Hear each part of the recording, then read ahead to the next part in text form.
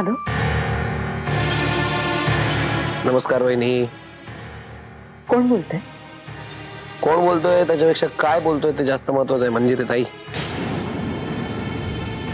खरं तर मला तुम्हाला एक गुड न्यूज द्यायची होती, पण हे बघा, तुम्हाला जे काही बोलायचं आहे ते स्पष्टपणे बोला, नाहीतर ठेवते मी फोन. अनु, कोण आहे? माझ्याकडे दे फोन, दे माझ्याकडे. तुमचा नवरा जिवंत आहे.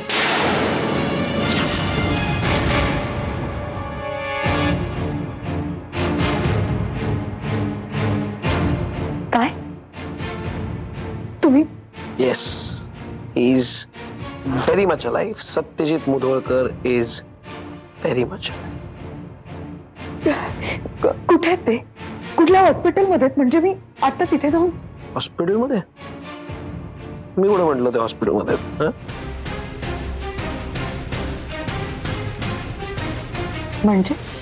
म्हणजे कोल्हापूरच्या बाहेर एका मित्राच्या बंगल्यावर मजा मारतोय तुमचा नवरा.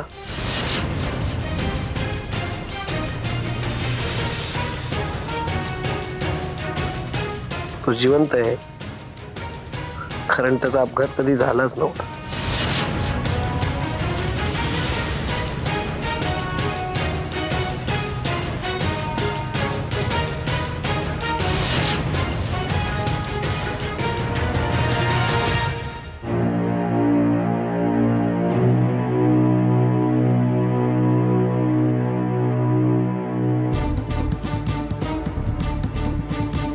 तुम्हारी शरण में दामड़े बाबा, मेरे बाबा, दामड़े बाबा, नैन तुम्हारे दर्पण मेरा, चरण तुम्हारे मन अर्पण मेरा, अब तो दर्शन दे दो बाबा, अब तो दर्शन दे दो बाबा, दे दो बाबा.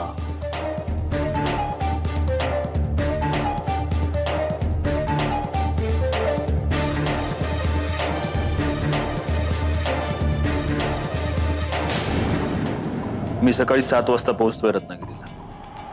हो, रात्रीच निघतोय. बाकी सगळं ठरल्याप्रमाणेच. Okay, bye.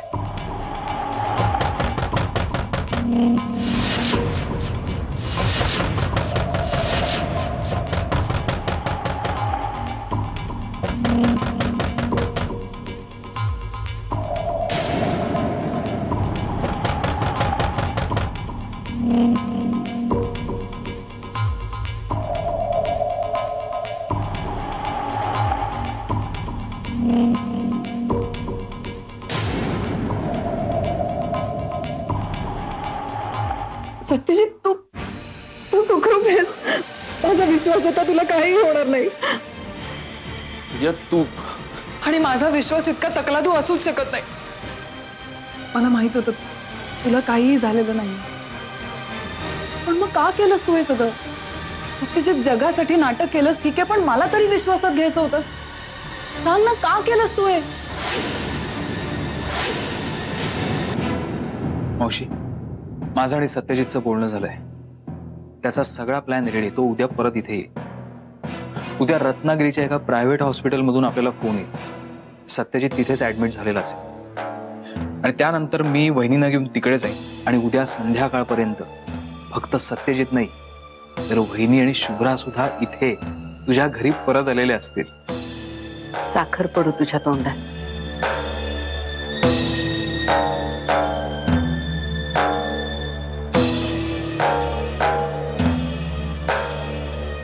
अंग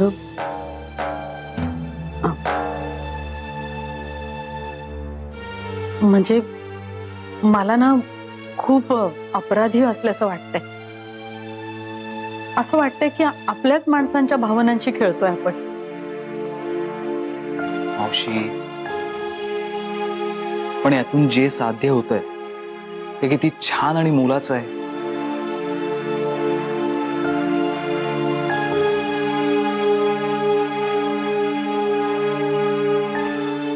आता माझ्याही मनात हा गिल्ट आहेच की आपण एका मोठ्या फ्रॉडचा भाग आहोत म्हणून. पण हे सगळं करण्यामागचा हेतू नाती जोडणं हाच आहे ना. वहिनी घरी परत येतील, शुभ्रा येईल, सत्यजित आणि वहिनींचा नॉर्मल संसार सुरू होईल आणि शुभ्रा तिच्या आजोबांच्या नाही तर तुझ्या अंगा खांद्यावर खेळेल. मग बघ, या सगळ्या आनंदात हा गिल्ट कधीच विरघळून जाईल.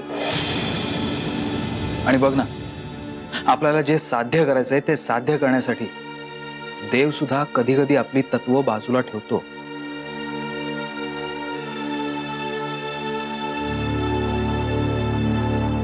विहंग ते गोष्टीतले देव आहेत.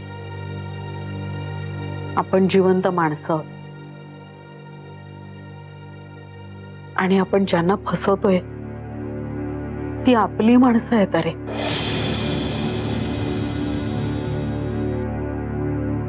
आणि ज्यांच्या आयुष्यात सुख येणार आहे ती सुद्धा आपलीच माणसं आहेत ना.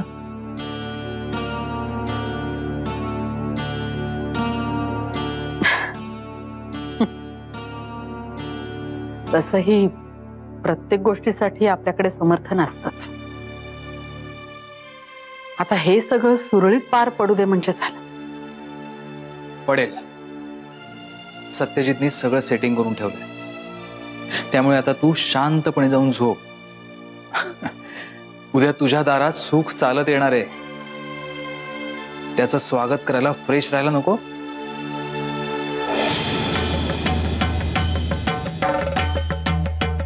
मंजिरी,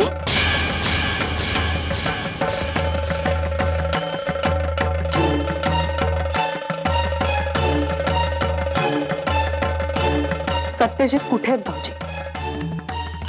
कुठे म्हणजे तुम्हाला पोलीस स्टेशन मधून काही फोन आला होता? काही माहिती कळली?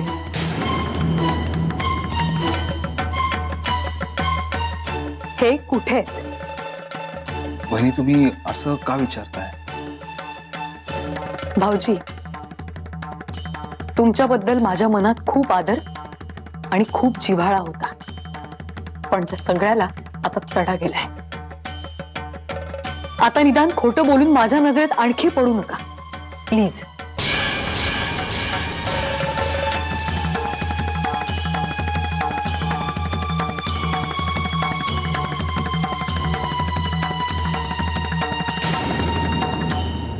तू अजूनही मला हे सांगत नाहीयेस प्रिया. मी इथे आहे हे तुला कोणी सांगितलं? ते महत्वाचं आहे का? मला ते कळायलाच हवं. सत्यजित, ऐक माझं. मी काय सांगते ते शांतपणे ऐक. हे बघ, जगासाठी तू आता मेलायस. घरातल्या सगळ्यांना आशा आहे, पण त्यांनाही माहितीये ती आशा किती खोटी आहे. सत्यजित, आपण दोघं इतक्या कॉम्प्लिकेटेड आणि त्रासदायक रिलेशनशिप्स मध्ये अडकलोय. पण यातून बाहेर पडूया. आपण दोघं कुठेतरी निघून जाऊया. तुझं आणि मंजिरीचं रिलेशन तर आता चौथा झालं. ते दुरुस्त करता येईल याचा विचार करणं सुद्धा मूर्खपणाचं आहे. एक मिनिट. तुझ्या माहितीसाठी सांगतो प्रिया. मी तुला माहितीसाठी सांगते. मला सुहास बरोबर कधीही लग्न करायचं नव्हतं आणि त्याचं बाळ तर मला कधीच नको होतं. पण आता या सगळ्यातून बाहेर पडण्याची संधी तूच तयार केली आहेस. आपण त्याचा फायदा करून घेऊया.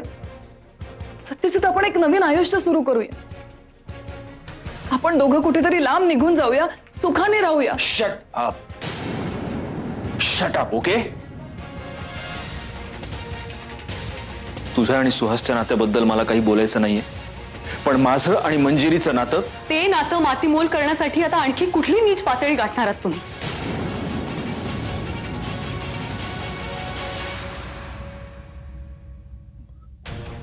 मंजिरी, तुमच्याकडे बोलण्यासारखं काही उरलंय असं वाटतंय तुम्हाला? कमालच आहे मग तुमची.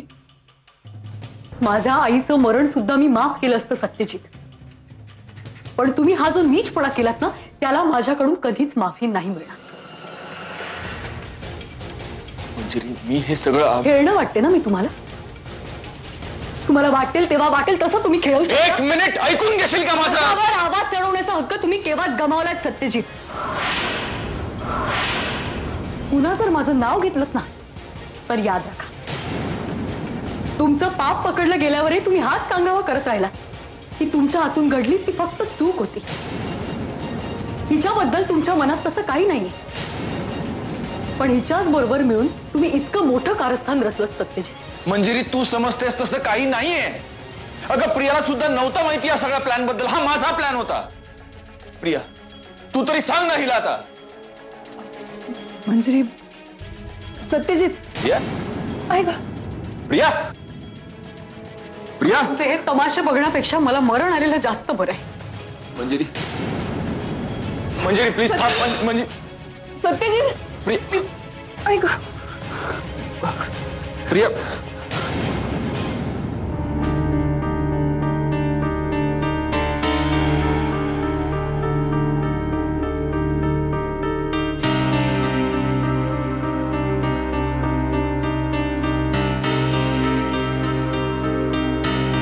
दादा, अरे कुठे गेले म्हणून तिने काही सांगितलं का तुला? नाही ना, आम्ही दोघं बोलत होतो एवढाच अचानक कोणाचा तरी तिला फोन आला आणि ती घाबरत होती. फोन आला होता, पण कोणाचा का माहित नाही, पण सत्यजित बद्दलच काहीतरी असावं आणि ती घाईघाईने घराबाहेर पडली. कुठे गेली असेल ती? दादा, तू तिला काही विचारलंस का कुठे जाते काय? अरे विचारायला वेळ कुठे दिला तिने? सत्यजित रावांबद्दल फोन आला तो म्हणजे दादा, सत्यजित राव कुठे आहेत याबद्दल काय माहिती मिळाली असेल? आणि काहीच माहित नाही मला. दादा, मी विजय रावांना फोन लावतो, त्यांना नक्की माहिती असेल काय घडलंय ते. मनू, म्हणून बेटा कुठे गेली होतीस तू? अगं आम्ही किती काळजीत पडलो होतो. अगं, आणि कोणाचा फोन आला होता? निदान सांगून जायचंस ना कुठे जातेस ते. मला सांग ना काय झालं. मला घटस्फोट हवाय.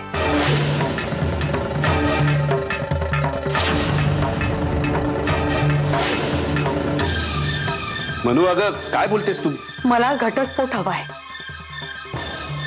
यांचा खोटारडेपणा मी आणखी नाही सहन करू शकणार. अगं पण आधी काय झालं ते तरी सांग ना. तुम्हाला सुद्धा हेच हवं होतं ना? बेटा मला एक सांग, कोणाला भेटायला गेली होतीस? फोन कोणाचा होता? ते आता महत्वाचं नाहीच आहे बाबा. आता महत्वाचं फक्त एवढंच आहे, ते म्हणजे मी माझ्या भावनांची आणखी परवड न होऊ देणार, आणि ती मी नाही होऊ देणार. मला या सगळ्यातनं मुक्त व्हायचंय.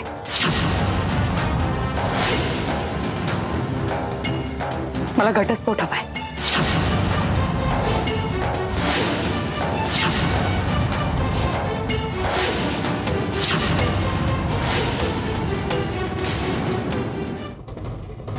संख्या मी विचारात पडलोय. एखादा माणूस आपल्या मृत्यूची बातमी कसं काय पसरवू शकतो? म्हणजे आपण मेलो आहोत एखादा माणूस जाहीर कसं करू? म्हणजे अशी मानसिकता निर्माण होते कशी?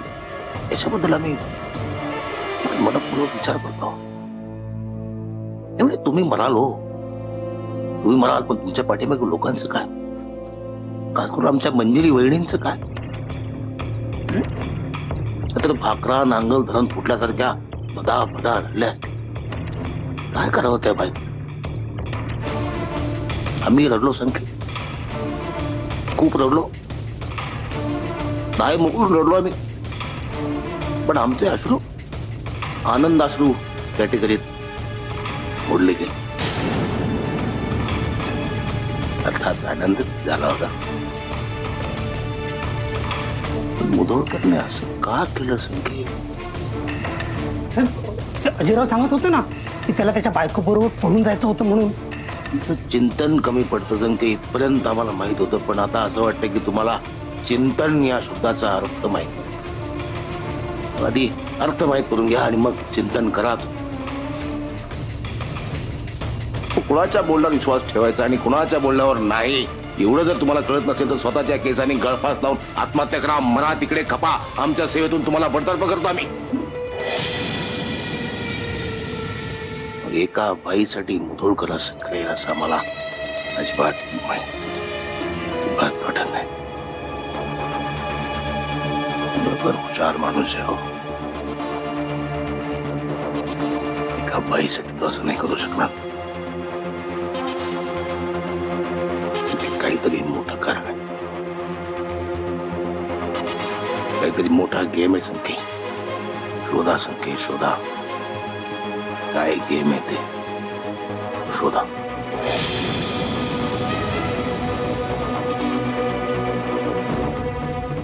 ढूंढो ढूंढो रे साजना, ढूंढो रे साजना, मुरे कान का बाला, मोरा बाला चंदा का जैसे सदा सत्य की राह चलूं मैं. शोधा सके शोधा. बाप के पग को कभी ना धरूं मैं. सदा भक्त की जय हो बाबा, सदा भक्त की. स्वतःच्या मरणाची बातमी मी मेलो असा डंका एखादा माणूस कसा काय उठू शकतो.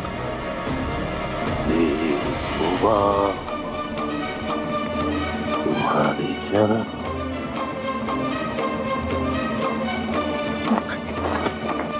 मोठा गेम आहे. शाले, ह्यो समजा काय खेळ चाललाय या. आता तू बोलणार आहेस का नाही. चिडू नका सासूबाई प्लीज. म्या चिडायचं का नाही चिडायचं हे तू तोंड उघडल्यानंतर ठरवेन. म्या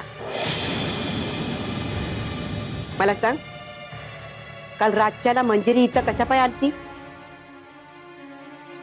तुझं आणि मंजिरीचं काय बोलणं झालं आणि ती तावा तावानं अशी कुठं निघून गेली.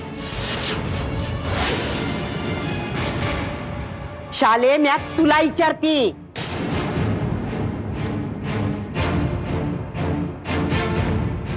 सासूबाई, आमच्या हातून चूक झाली. चुकलो आम्ही. खरं तर ती चूक करताना कळत होतं की आपण चुकतोय, तरी सुद्धा असं गोल गोल बोलू नका. स्पष्ट काय ते सांग. सत्याला अपघात झालाच नव्हता.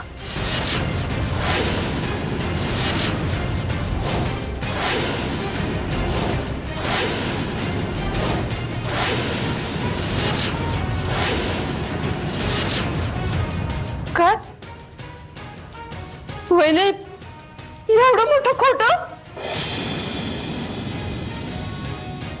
अहो, मंजिरीचं प्रेम परत मिळवण्यासाठी त्यांनी हे सगळं केलं. आणि हे करताना त्यांनी मला विश्वासात घेतलं होतं. विहंगलाही माहिती होतं. आमच्या जीवाशी मात्र खेळ केलाय. सासूबाई, तुम्ही समजताय तसं. जसं झालं या तसंच समजते म्या. इतके दिवस वाटत होत तू हळव्या मनाची आहेस, पण नाही, तू तर ढालगच निघालीस. तुझ्या डोळ्यात देखत आमची तडफड चालू होती, पण तू हिम्म हल्ली नाहीस. ही चारू अन्न पाणी सोडलं तिनं. मंजुषा रडून रडून अर्धमेली झाली. नेत्रा आणि गौरा आपल्या बाळाची काळजी करण्यापर्यंत दरवाजाकडे डोळं लावून बसल्या ती. पण तुझ्यात काही फरक पडत नाही ग. सासूबाई, तसं नाही हो.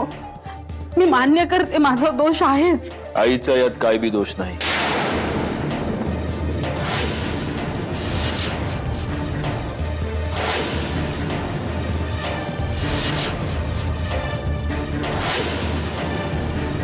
सत्य, सत्य, सत्य, हे काय केलंस रे तू. अरे स्वतःबद्दल अशी अफवा कोणी पसरवतं का. तुला काही झालं असतं ना तर माझा जीवच गेला असता. आते मला माफ कर आते. मला माफ कर.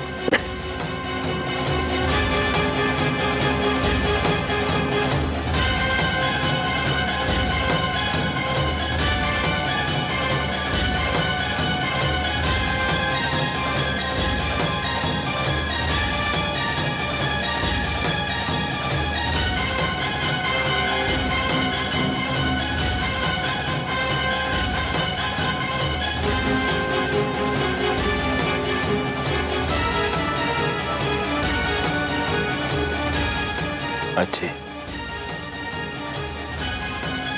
ही समधी माझी चूक आहे.